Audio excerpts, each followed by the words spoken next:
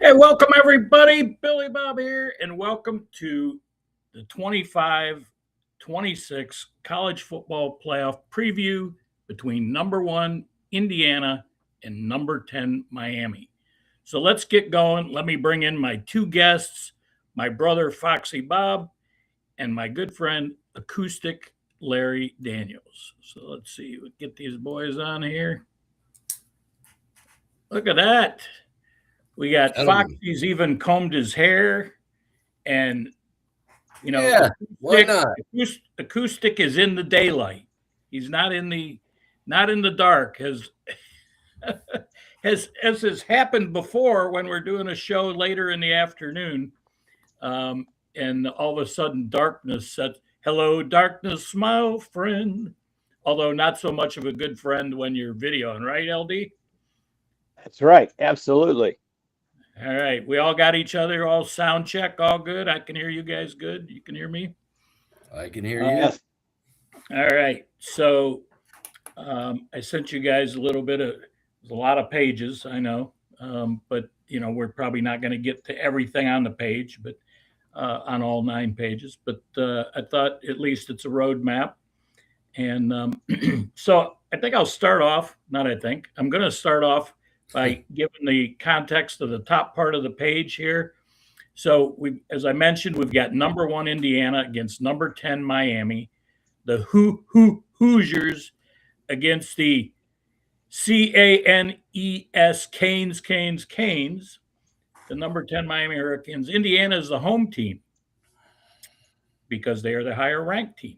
Now, one of the interesting things is, I heard this the other day, which locker room are they going to get?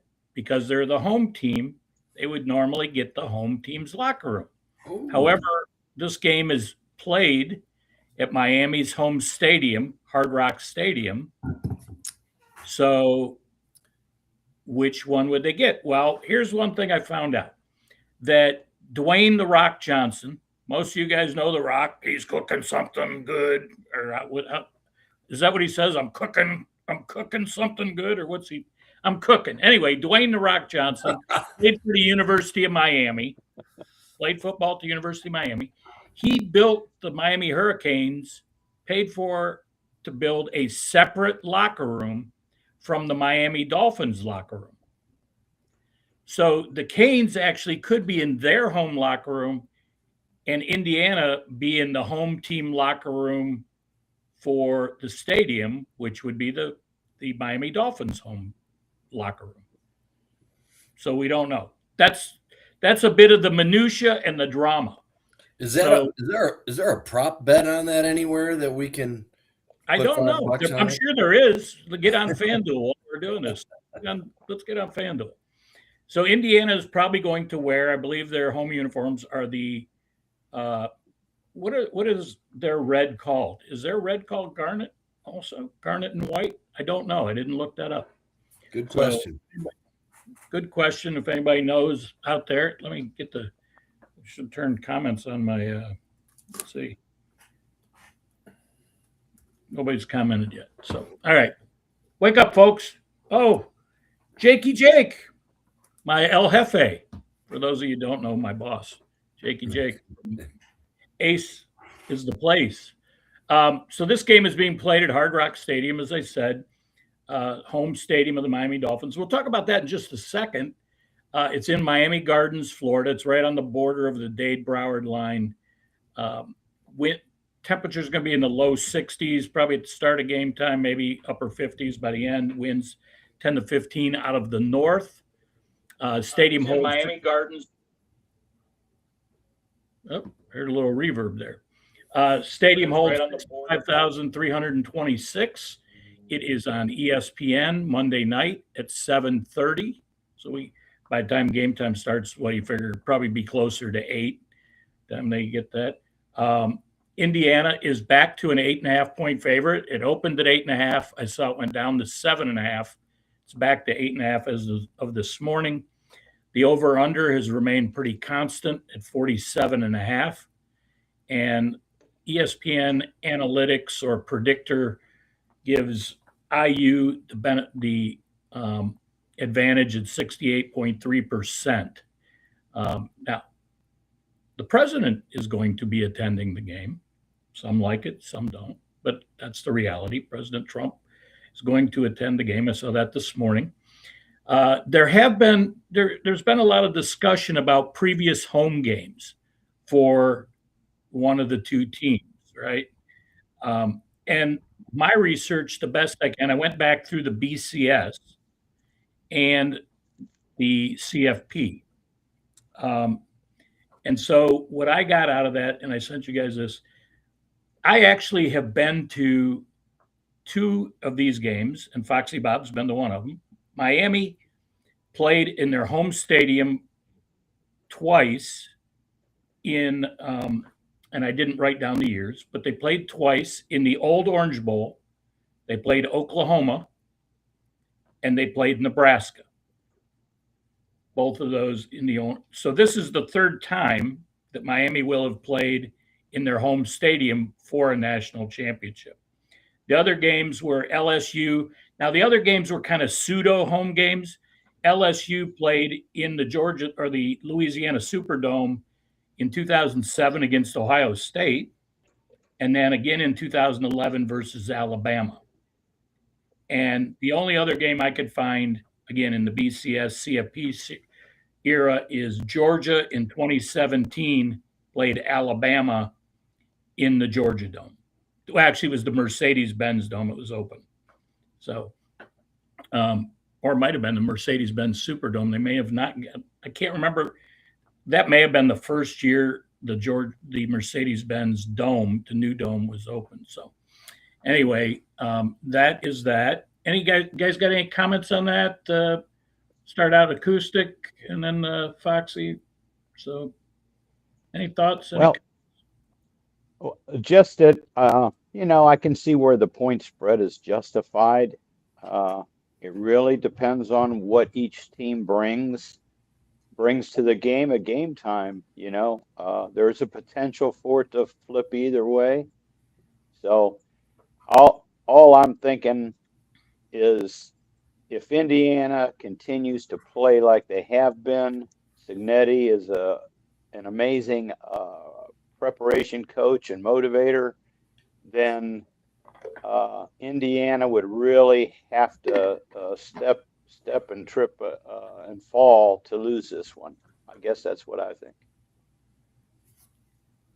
Foxy, anything about whether it's the spread, whether it's about home field, anything? Well, that we talked about. From a home field side, I think there's going to be plenty of fans on both sides. Obviously, there's Miami will definitely be enforced, but so will IU.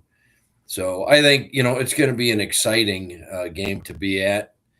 And I agree with Larry. This game really is unique to me, and we'll get into it, I'm sure. But I think it's going to come down to the line play. Will dictate a lot of what happens, and then we'll see where this thing goes. But in a championship game, man, it's tough to give up 8.5 points. But the way IU's been playing, and then just putting the heat on people, I can see why it's justified, or why it's there to get people to put some money on both sides. Sure. That's the reality of it. So, yeah. And for me, it's a lot of points in a championship game. Two good teams. The two teams that I actually wanted to see in the championship, other than Ohio State, obviously, but once Ohio State got beat, these are the two teams that I wanted to see. And I looked at it kind of as a coping mechanism. That's what I kind of came up with. Coping that we lost, but the only two teams we lost to all year are in the national championship. So, Right. I mean, I'll give who I'd like to see here in a minute. I spent a lot of time in South Florida, 15 years. A lot of home games. As I said, Foxy and I went to a number of games, including the Oklahoma-Miami National Championship. Yep. Still to this day, I'm traumatized by the Oklahoma woman who sat in front of us with her sequin red cowboy hat and her pom-poms. And anybody that's ever been or watched an Oklahoma game, more so Ben, every single stoppage in play, the Oklahoma band plays Boomer Sooner. And if you like that song, you'll like it until you're on the other side and it plays every time out. So this woman would stand up every single time they played. She'd be shaking her pom-poms until about the middle of the third quarter, when Miami was just running roughshod over the Sooners. And her husband she started to stand up, and her husband grabbed her by the shirt and said, "Okay, I think it's time. I think it's time to sit down." That's enough. So, but here's couple more things. Ticket price review. A lot of stuff made about ticket prices. Oh, 3,000, 4,000. Darn it. It's too bad the fans don't get to go and it's all corporate. Well, I went through this, and this is about what you hear and what is said, that each team gets about 20,000 tickets. The remaining 25,000 go to college football playoff partners, host committee, game officials, guests, and the CFP Foundation. And then there's some premium seating packages. So that's how that goes. Now, face value, the best I could find, face value varies from about $500 a ticket to $875 for the upper levels. And university students, sometimes their tickets are a little bit less, but right around that 500, 488. But lower levels about 875, upper level 500. And yet, depending on what happens game time, these tickets prices may fall. It depends how many tickets a scalper has in his hand as it gets closer to the game. If you want to wait that long, if you don't want to wait that long, then you got to keep scouring SeatGeek and Ticketmaster and whatever the other areas out there. Or just hit the hip. What's that? Or just hit the hip? Yeah. So you actually, Foxy, you went to the Cotton Bowl. You waited till probably the week of the game. I waited 2 days before the game. 2 days before, and the prices were falling, right? Yeah. And you got tickets in the club level. Yeah, we were in the third club level. They have 3 club levels at Jerry's World, and 3 seats on the aisle. Talk about a real deal. And it's essentially what we typically pay to go to an Ohio State game, right? A couple $100 a piece. Yeah, with fees. With fees. Oh, with fees. Right. All in. Yeah. Yeah. So Yeah, I mean, and you're in the club level, so you got other amenities. So actually, that's a better deal, a much better deal, because it's a bigger game than going to a normal Ohio State game. Plus the amenities there versus, I mean, no now, disrespect to the shoe, but to be fair though, I think part of that was the matchup, right? Because we went to the Cotton Bowl the year before as well, and tickets were twice that.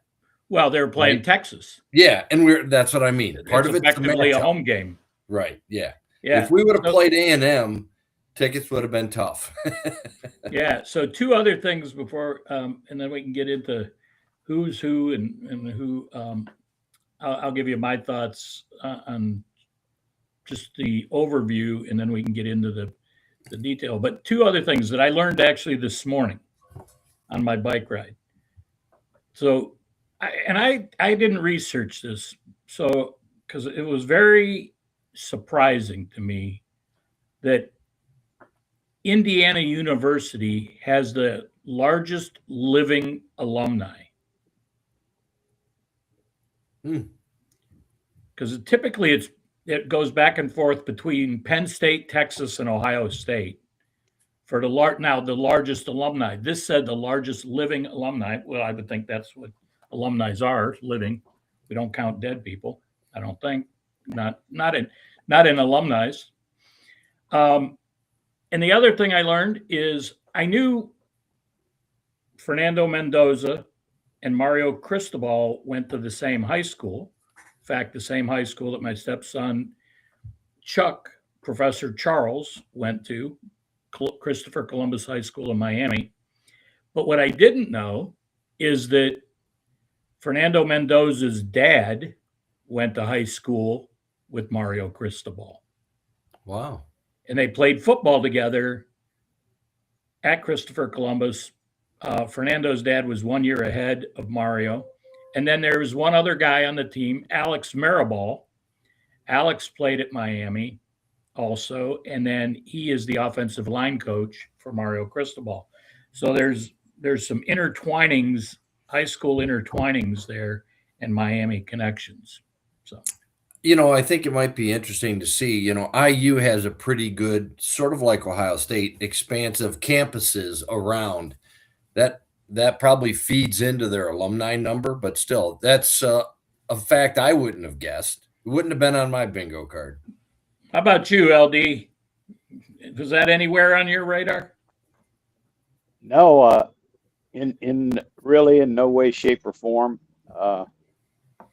It's almost hard to believe. Other than, well, if we look at the appeal of the basketball program, maybe I can see why people go there, because Ohio State has the added draw to students, the football team, and in Indiana, it was Hoosier basketball forever, so that's a possibility.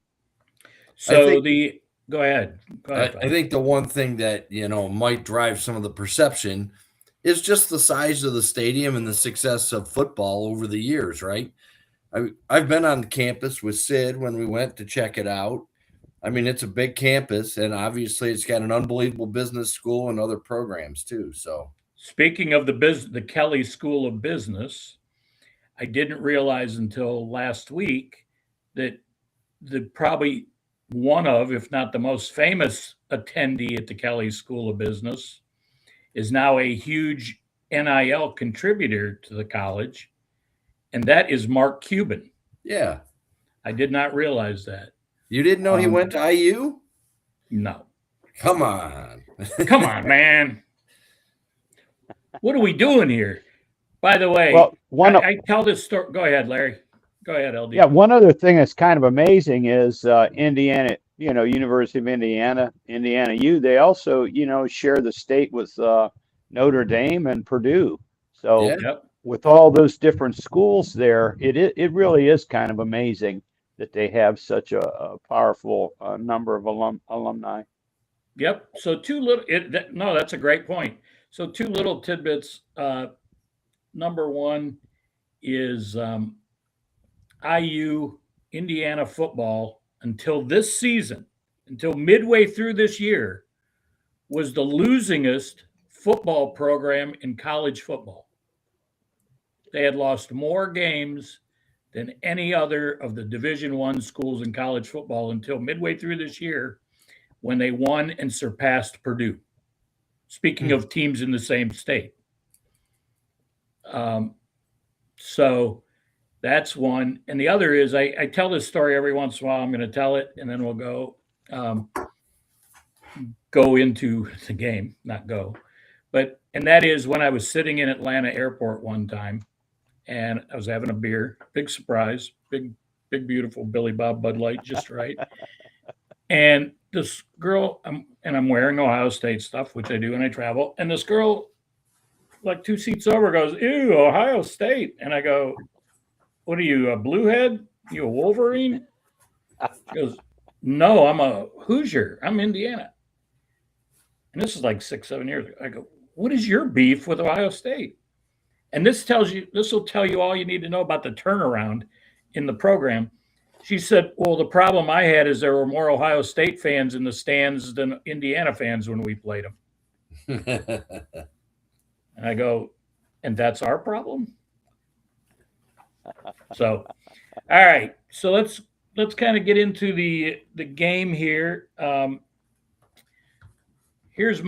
set you guys up with this thought of mine. I look at the two teams just on the surface, two veteran quarterbacks, two very experienced quarterbacks, two solid running games. Miami's running games come on. It's been good all year, but it came on to be almost somewhat great in the playoffs. The defenses are really good on both sides of the ball.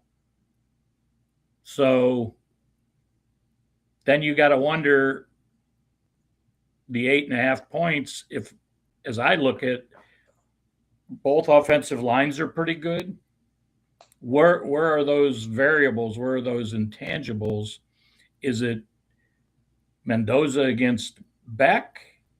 Is it the receiver? I mean, where? So Larry's got his burlap Billy Bob Bud Light just right. What do you got in there, by the way, Larry? I know it's after 12. What do you got in there? Well, that is Florida Brewing Company, My Boy Blue. It's a blueberry wheat. My Boy Blue. Okay, sounds like a Blake Shelton country. Oh, that was Old Red. That wasn't. My Boy Blue was in Cool Hand Luke, I think. But anyway, so what do you think when you look at all that? And maybe you disagree with my assessment, but what do you see there? Well, looking at the quarterback play and with the scope of the NIL now, I think we're really looking at the future for college football. You have two guys that are, I think they're both like fifth year. I don't know how many games they've started or years, but fifth year guys. And well seasoned, know how to hang on to the football, know about ball control. Both are willing to run when they need to. Maybe Mendoza a little more frequently. Both of them threw for a lot of yards, and I didn't think of it till I looked at the stats that Beck has actually thrown for more yards than Mendoza, which surprised me. Other than Indiana does seem to have more of a rushing or running attack.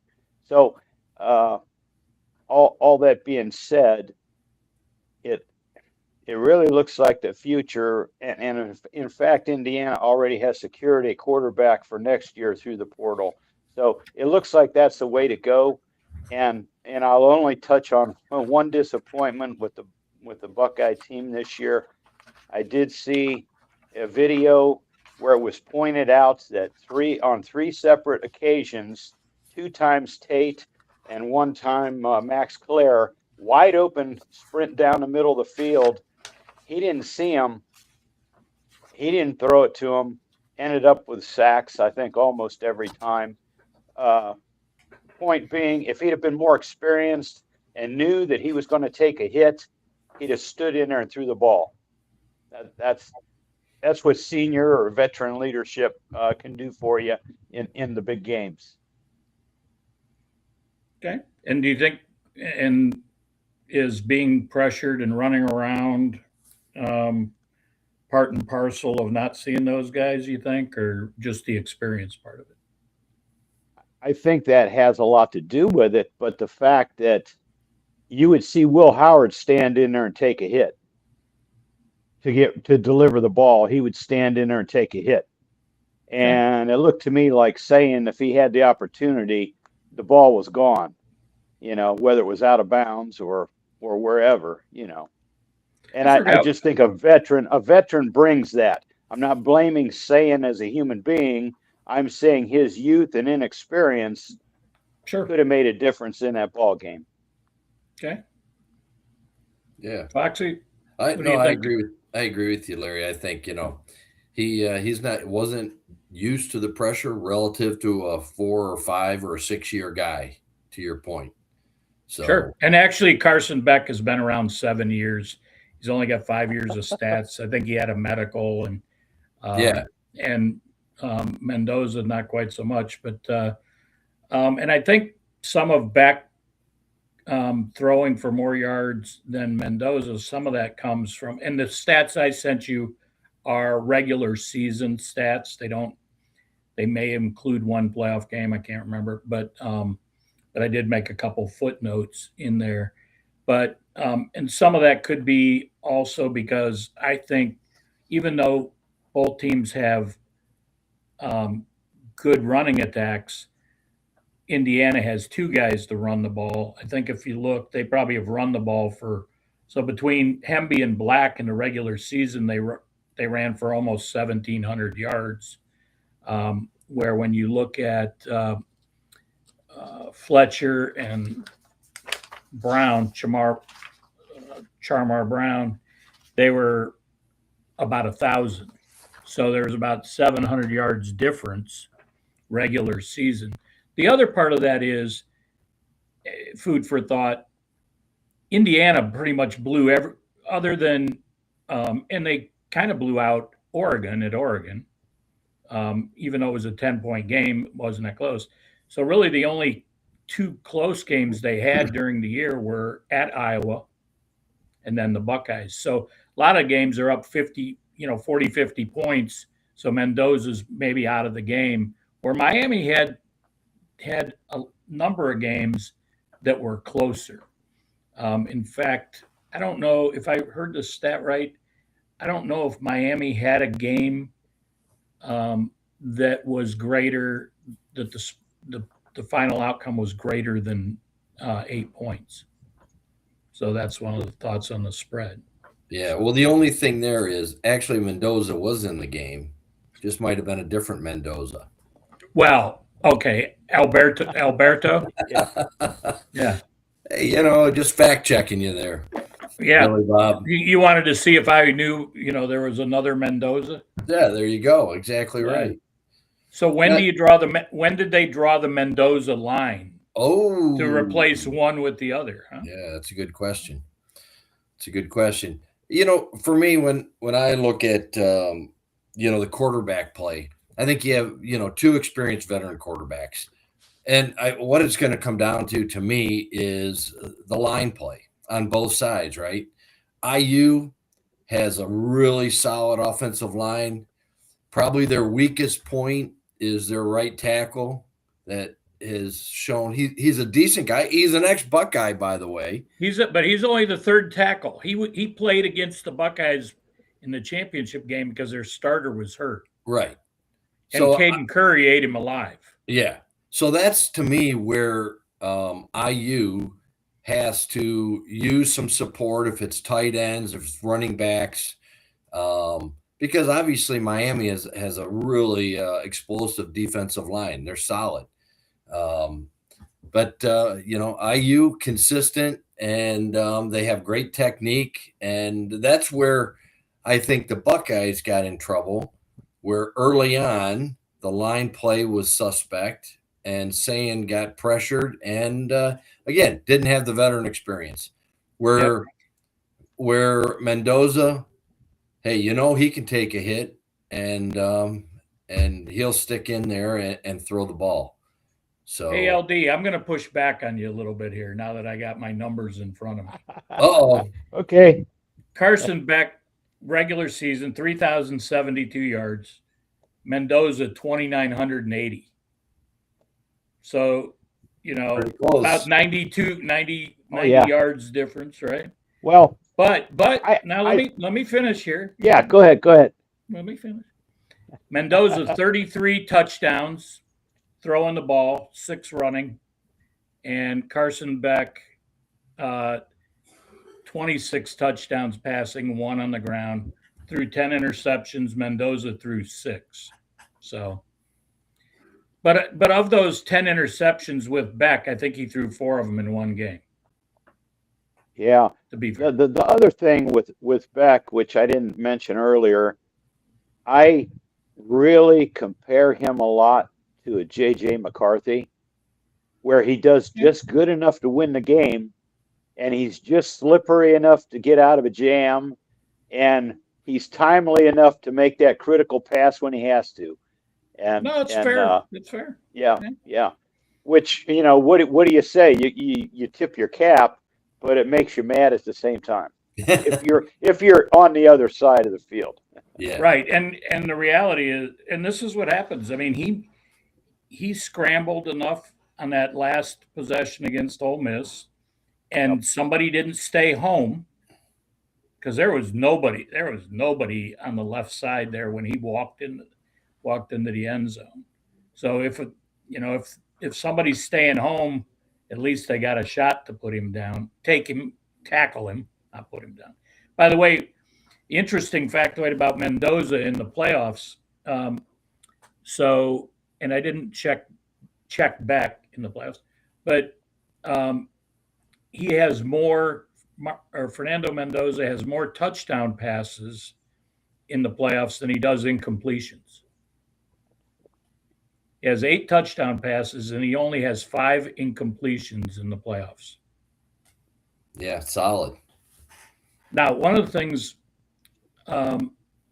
Indiana's been known for this year, and they preach about, is their discipline. And what I mean by their discipline on the field, not jumping offside, not pre-snap penalties, all those different things. Yet against Ole Miss, or I'm sorry, against Oregon, they had 5 penalties, and I believe 4 of them were pre-snap penalties. So you got a lot of noise. You're gonna have a lot of silent counts, right? But I think they've had that in the last 4 or 5 games, wouldn't you say? I would say it would probably be comparable. I don't know, Foxy. I would say it's probably equal to Autzen, because Hard Rock Stadium has that canopy over the fans now. So that stadium is going to hold some noise. Yeah. And I think, when you start to talk about the Miami offensive line, while they're pretty darn good, to what your point was, Indiana is much more disciplined. They'll stay in the gaps. They'll stay home. While they don't have those big names, on the line, boy, they are damn consistent. And LD hit it earlier. Signetti, he just knows how to prepare his team, and those kids are disciplined. And oh, by the way, they're older. Hell, their whole team is older. Yep. They are one of the older teams. Of course, Ohio State last year was one of the more veteran teams. A lot of guys stayed, right? Yep. And Signetti actually is building kind of the new model. You even see, and this is another discussion for another show, but even the Buckeyes are modeling a little bit after Signetti. And in the transfer portal, they went a little deeper in the number of guys they picked up this year, and they looked at the new saying in college football, which probably been around the pros for a while, is production over potential. So you saw a lot of young guys leave, and yet they brought in the guys they brought in are veterans that have only 1 or 2 years left. So, not that we want to go down the portal rabbit hole.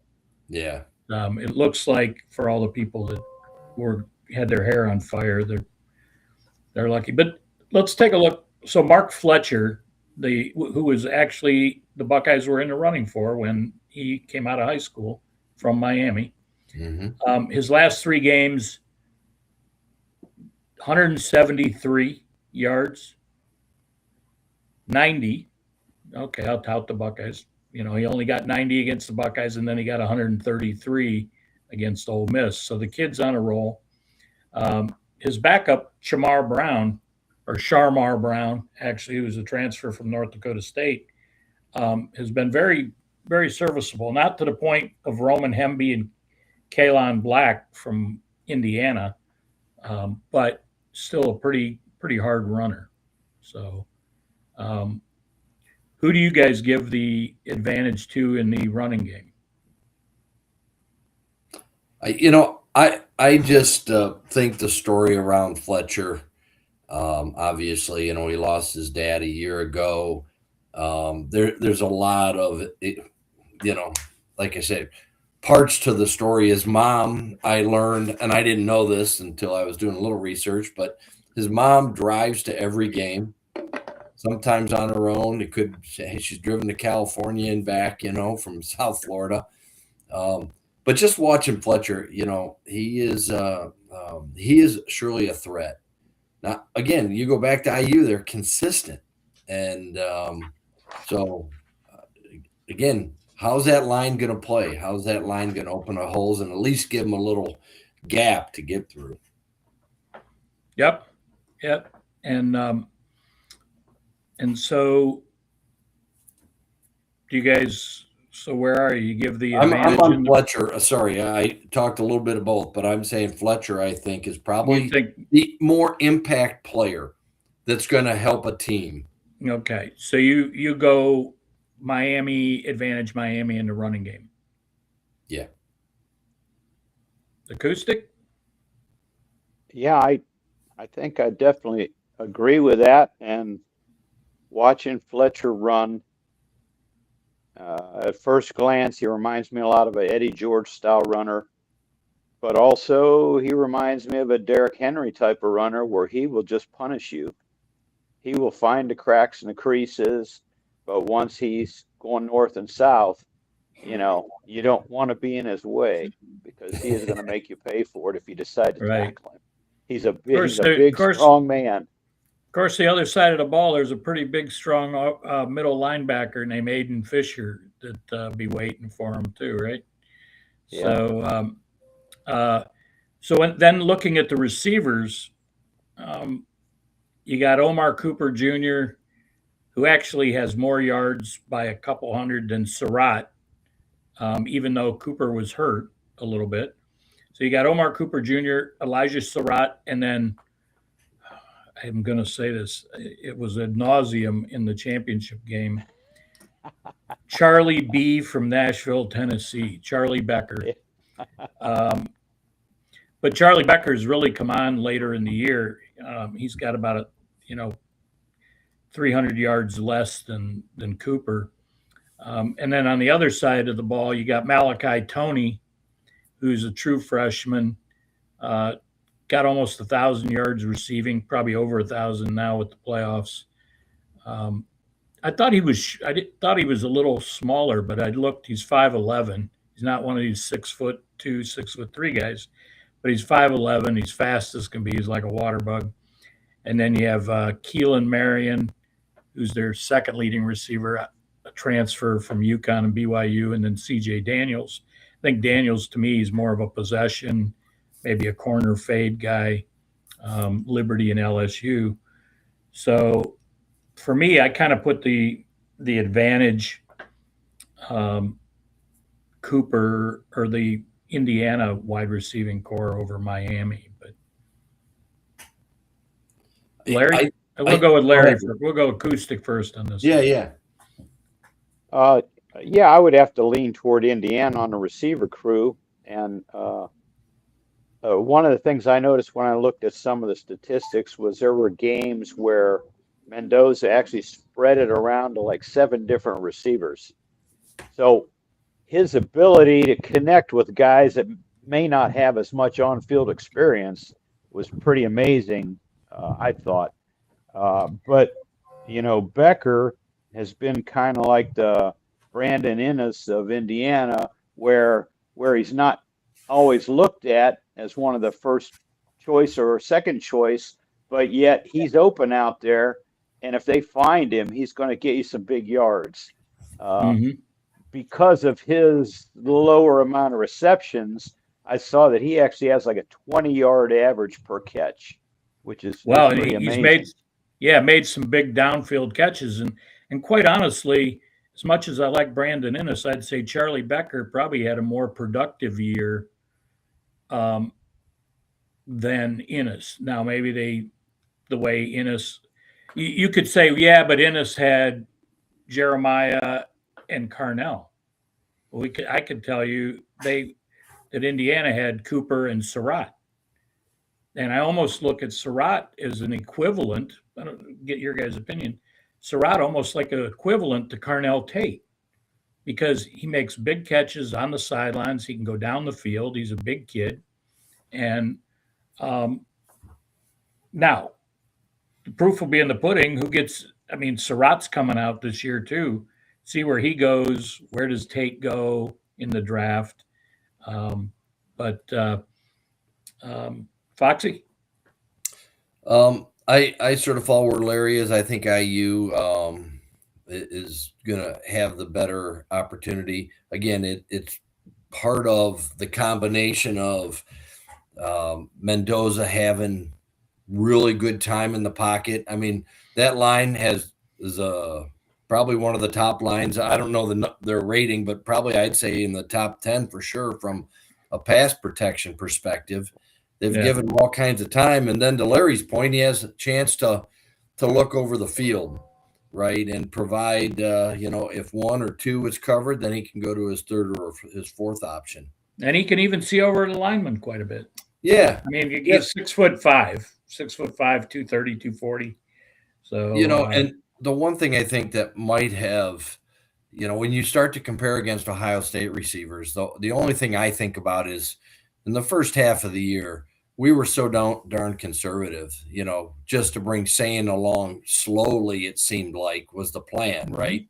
sure. Where Miami for sure is a much more aggressive pass team. And, IU, I'm not sure, from an aggressive perspective. I just know that, I've had a lot of time, and I don't think they throw as deep as much as Miami did. They look throughout the pretty year. balanced. I mean, Mendoza's thrown for a lot more yards than maybe they've rushed for. 2,900 to maybe around 2,100 yards rushing. Yep. But 2,100 yards rushing is pretty good, through a 12-game season. Sure. Now, a couple things to Acoustic's point. Mendoza, yeah, he kind of reminds you of Howard, right? About the same build. Got not a great runner, but knows how to run. So, runs kind of awkward, but he gets those yards, and he's pretty accurate and throws. So, yeah, I could see that comparison.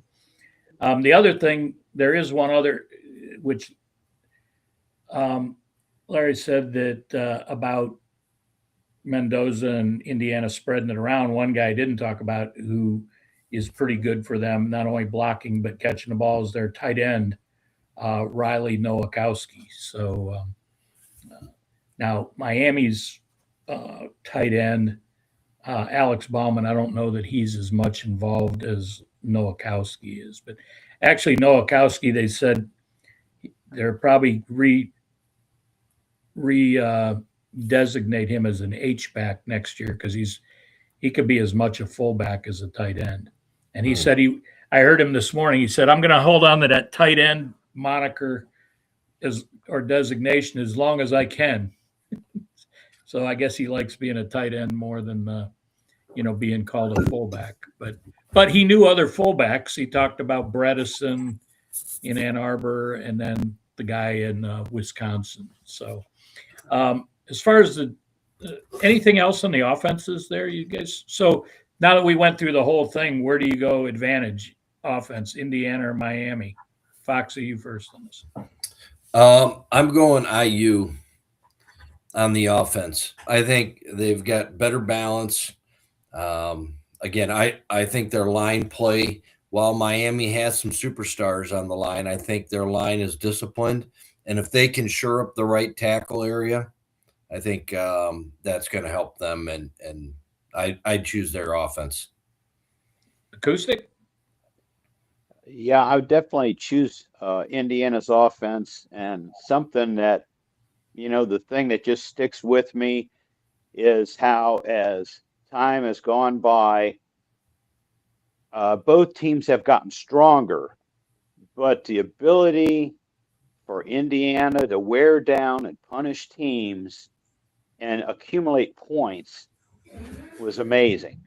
And that's the thing. I mean, people think Miami is like this year's, they're a team of destiny, but Indiana can share that same claim, because my goodness, they have steamrolled just about everybody they've come up against, except for Buckeyes and Penn State. And the one thing about Penn State that I'll say, if that DB would have shoved that guy out of the end zone instead of trying to get the ball, it would have been incomplete. Yeah. Right, because in college, if you shove a guy out, he's out because, let's see, how is that? I think that's how it is. I not. Or wait, That, or is NFL it the other way changed. around? It's opposite. Is from it really? Pro. Yeah, I don't know. Is it really opposite? The pros, you have to have 2 feet down. So if you get shoved out, I think, with the ball in your hand, you come down. It's a catch. Whereas in college, somebody could probably correct us on that if we're incorrect. Never wrong. That's what I said. And I could be wrong, but that's what I kept thinking about that play. If they'd just shoved him out, I don't see any way the referee could claim that he was going to come down in bounds. Well, I'll tell you, if there was no replay, they wouldn't have won the game. But there is, and that's a good thing. Yeah. If there was a replay in the 03 championship game, we never would have got to overtime. But it's another story that Miami fans don't want to acknowledge. But I'm not going back in history. So defensively, I know a little bit about each defense. I could probably point out some guys, but what do you guys look at defensively? Let's start with IU. Who do you want to go first? Larry.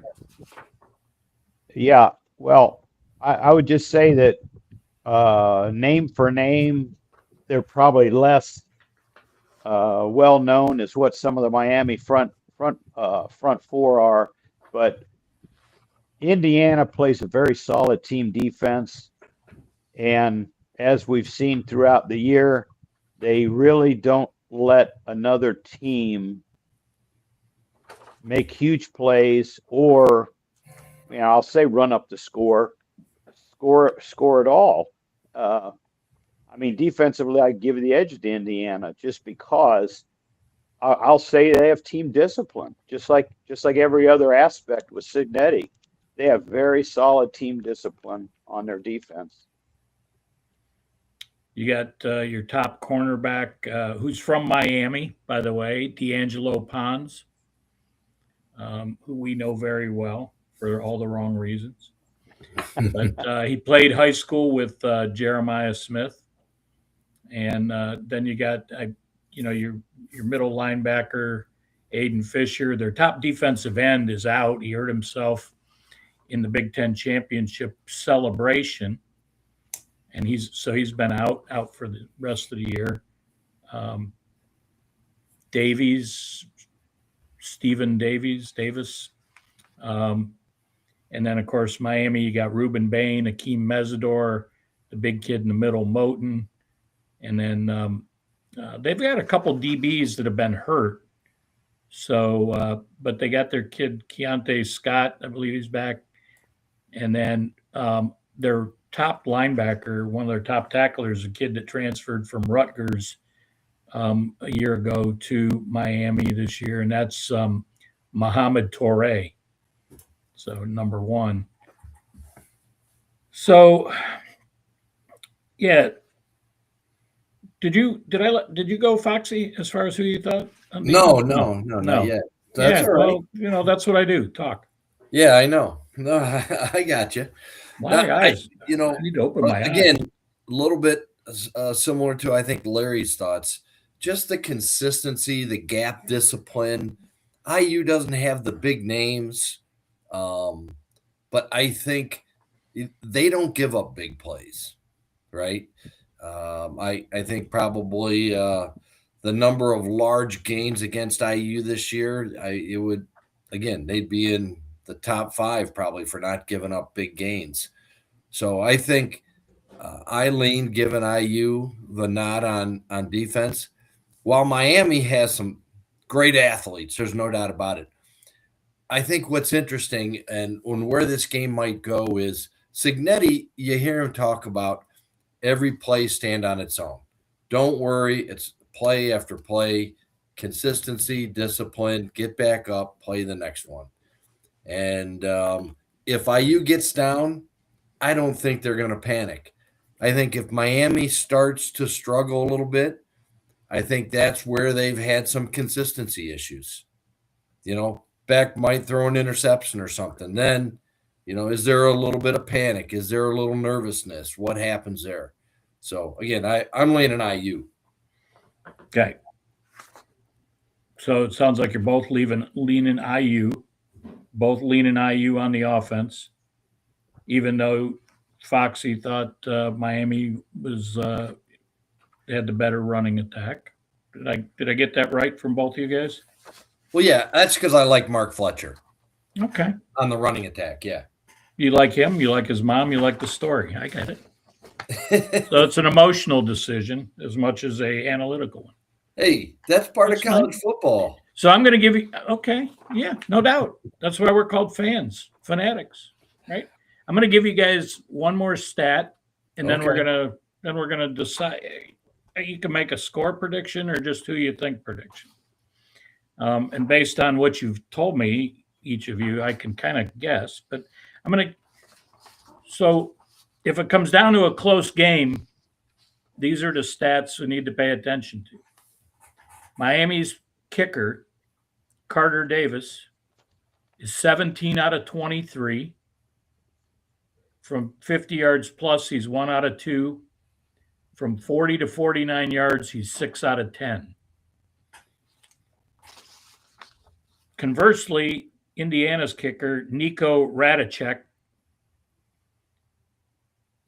or Radicek, I believe. He is 16 out of 17. He has not attempted a field goal of 50 yards or more. And his only miss was actually in the Big Ten championship game, and it was from 39 yards.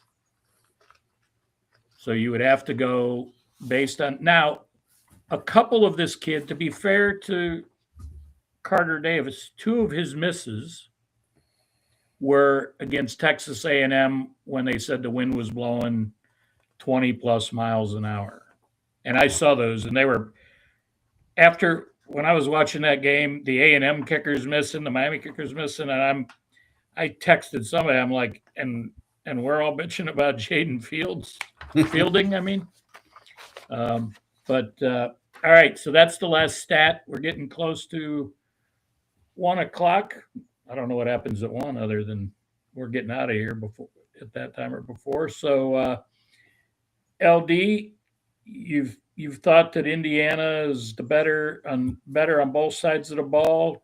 My guess is you're predicting IU. Yes, and the one thing I was thinking also that I hadn't brought up earlier was in Miami's last game against Ole Miss, they really were in a shootout, and that game clearly could have went either way. Mm-hmm. And I think leading up to this big game, they have been to some degree exposed. And of course, there are two earlier losses within the year.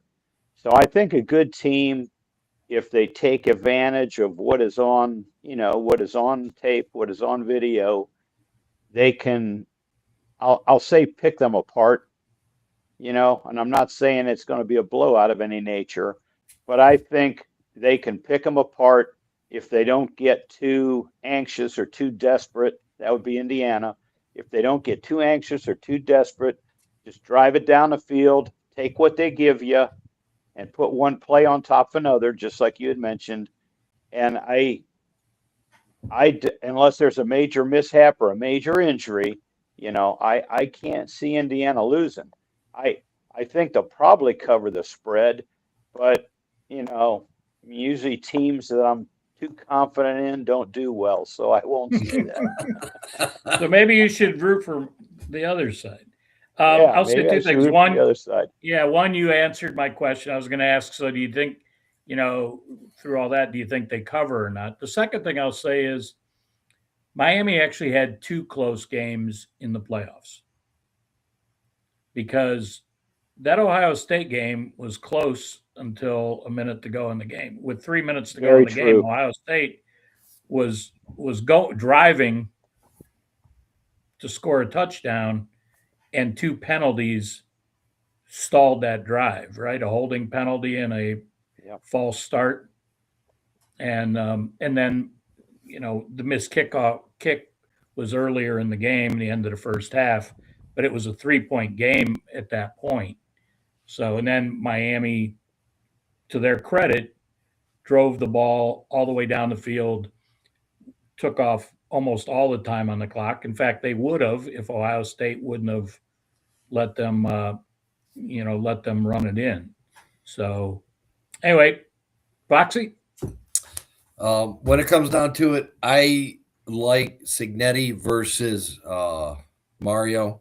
Mario traditionally has had some issues from time management, and if the game gets close, will those pop back up? We'll wait and see. I think Signetti, again, better prepared and much more confident in, at least it seems that way, in his decisions and where it goes from there. I think it's IU 31-21. I just saw Brad predicted 31-23, so he's not covering. I say IU covers. Ah, So, hey, Brad. I didn't see you popping in there. Yeah. I very rarely predict scores, so well, you asked, so I know. No, I know. I ask you guys. I'm just telling you before you ask me or anybody else asks me. well, come on. What are your thoughts? Let's go. Well, I tell you who I want to win. Well, we know that. You do? Yeah. I told you I was in Miami for 15 years. Yeah. So are you saying that's who I want to win? I'm thinking that is who you want to win. I actually,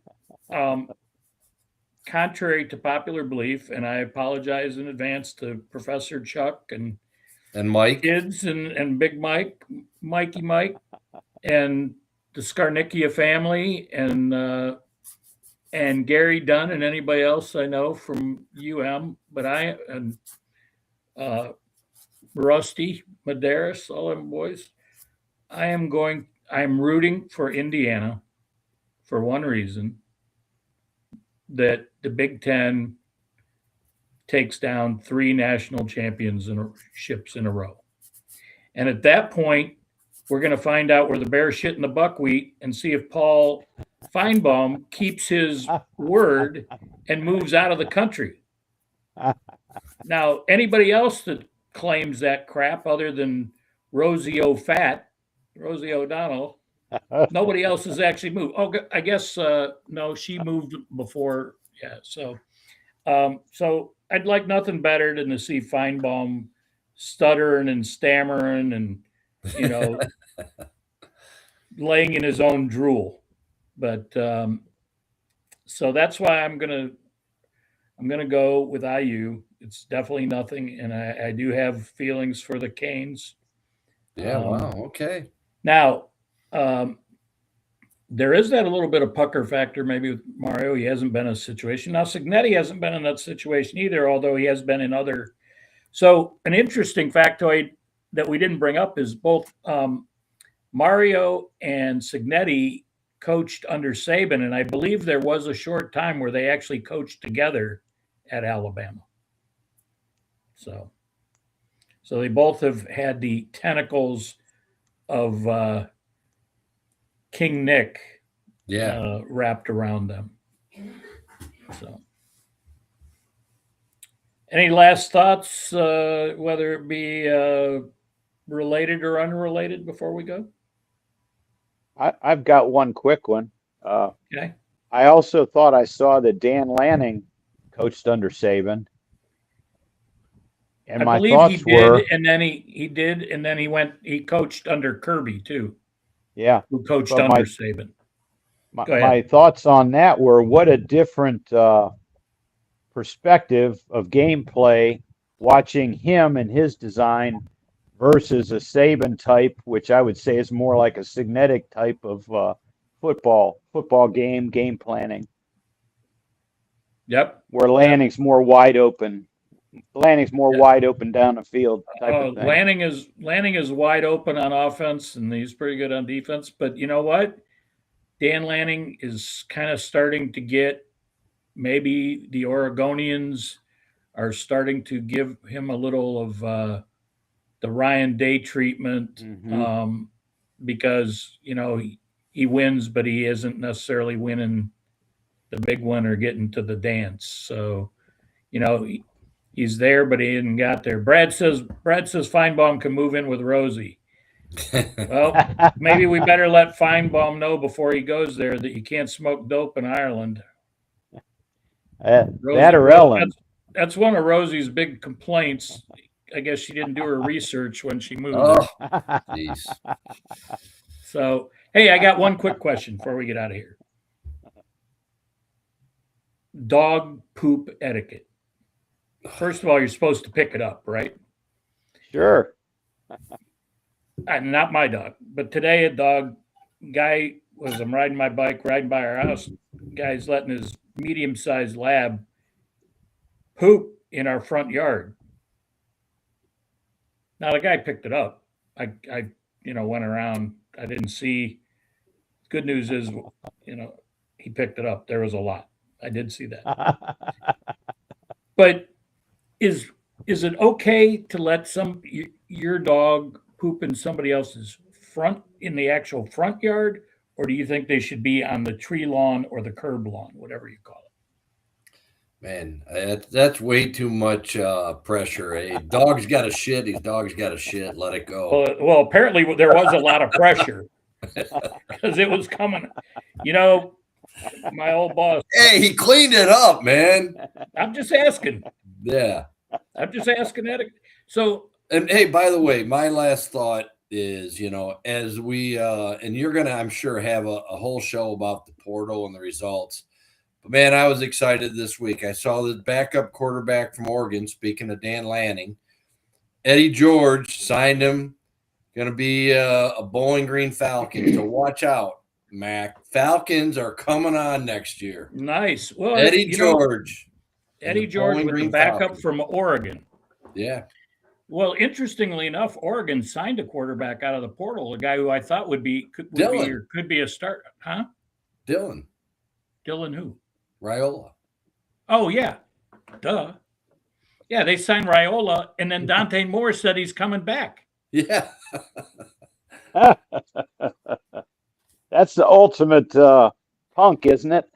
Yeah, he got punked on that one, right? Old Patrick Jr. got punked. Yeah. That's maybe the third time that Dylan Raiola has transferred. Yeah, maybe Raiola will redshirt. By the way, you see Aaron Olin went into the portal. Yeah. So now he'll be at his third school in 3 years.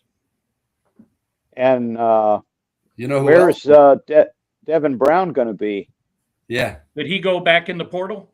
Yeah. I He's heard going to he be at was. Weber State. He signed. Okay. Really? Yeah. Oh, and that's another thought that I had. You know, all of the transit and the portal entry, these guys are just trying to get out there on a field somewhere where they can show their skills Yeah. clearly. You know, because Yeah. some of these guys can play. If you're second or third team in the Buckeyes, you could still be in the NFL, but you got to get on Right. the field somewhere and let somebody see what you can do. Well, that's what Lincoln Keenholz said. He says, my goal is to Yeah. play in the NFL, and I got to play to be able to do that. So I have no issue with that. So, and another thing for another show is that the portal, other than this constant every year transferring, the portal and NIL has actually been good in giving up the talent in college football. Everybody thought it would be the rich would just get richer. But since 2017, there's only one team that has won the championship more than once, and that's Georgia won it back to back in 21 and 22. Other than that, you've got different champions each year. And as we say, the SEC isn't winning it again this year. They haven't won it in 3 years. So jokes would be everybody else now is allowed to pay legally, where the SEC has been paying for a long time. And that is obviously something that's going to have to be I don't know, come to a head at some point. I mean, who I saw some quarterback this week sign $7 million. The rumor was that Miami was trying to get. Now this was a current starter at a top 25 team. I forget who it was, but this year's package, he's getting paid $7 million. The rumor was that Miami had offered Ty Simpson 6.5 or $7 million a year. Yeah. Anyway, now show. Will Williams, the kid from Washington, supposedly LSU was offering him 6, but yeah, I don't know. Anyway, we'll work on that for a different show. All right, gents, I appreciate you guys coming on. I hope everybody out there enjoyed it. And if you didn't get a chance or your friends didn't get a chance to see it, it'll be on Facebook. It'll also be on YouTube for those non-Facebook folk. But we appreciate you. And Larry, go have another one of your old blues. And Foxy, whatever you're going to have there, look like you're ready to go somewhere with all that, showering and. Well, no, I got up this morning, had to go out and do a little snow blowing. We got about a foot of snow this week. Jen actually snow blowed twice, and I just went out and cleaned it up. So I was pretty sweaty. Maybe you can go get a hot dog and a beer at La Puma's, Yeah, well, they don't serve beer, but they have the best chili dogs. They don't around. serve beer. Not at La Puma's. Even at the Red Nap, they don't serve beer there either, do they? No, Red Naps is all about milkshakes. And I thought it was all about the burgers. Well, that too, but they have great milkshakes. Did I tell you I saw the Red Nap? It was Steve Ducey from Fox News was in downtown Rochester. He was right in front of the Red Nap. Yeah. Anyway, that's what we got. I'm out. As always, America, land of the free because of the brave. Brave men and women like acoustic Larry Daniels, who served our great country. Stay focused, America. Billy Bob, peace out. Out. There we go. See you guys. Thanks. See ya. Bye. Thank you.